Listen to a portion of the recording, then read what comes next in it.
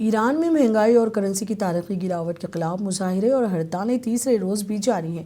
احتجاج کی یہ تحریک دارالحکومت تہران سے نکل کر ملک کے کئی بڑے شہروں تک پھیل چکی ہے۔ تاجروں کے بعد اب طلباء بھی سڑکوں پر آ گئے ہیں، جبکہ حکومت مظاہرین کے مطالبات تسلیم کرنے اور اصلاحات کے دعوے کر رہی ہے۔ ایران کی بدلتی صورتحال پر پیش ہے ایک رپورٹ۔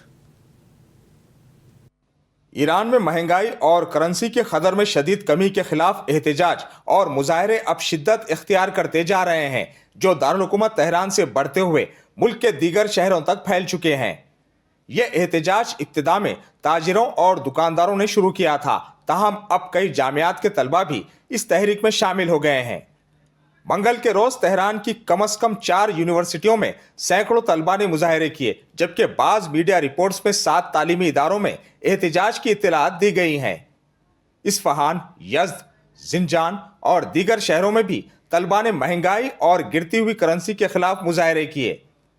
واضح ہے کہ رواں برس کے دوران ایرانی کرنسی ریال امریکی ڈالر کے مقابلے میں تقریباً نصف قدر کھو چکی ہے، جبکہ دسمبر میں افراط زر کی شرح 42.5% تک پہنچ گئی۔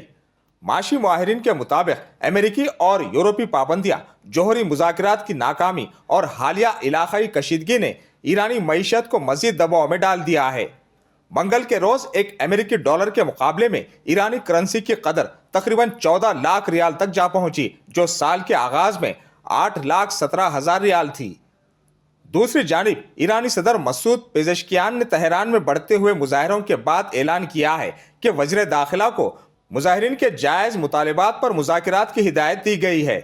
صدر نے مرکزی بینک کے گورنر محمد رضا فرزین کا استعفیٰ قبول کرتے ہوئے سابق وزیر اقتصادیات عبدالناصر ہمتی کو نیا گورنر نامزد کر دیا ہے۔ صدر پزشکیان کا کہنا ہے کہ حکومت مالی اور بینکاری نظام میں اصلاحات اور عوام کی قوت خرید کو محفوظ بنانے کے لیے بنیادی اقدامات کرے گی۔ بیورو رپورٹ، منصف ٹی وی۔